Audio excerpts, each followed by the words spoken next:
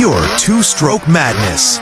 Before limits, before safety rules, before engines were tamed, there was the Yamaha TZ750 engine. A brutal two-stroke inline-four, delivering power so violently it rewrote racing history.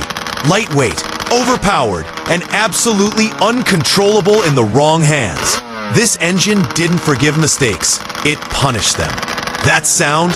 Not noise. That's raw speed screaming. The TZ750 dominated tracks, terrified riders, and became a legend that could never be repeated. Today, technology made bikes safer, but it also killed something. This kind of madness. So tell us, should engines like the TZ750 ever return? Drop your opinion and share this with real race fans.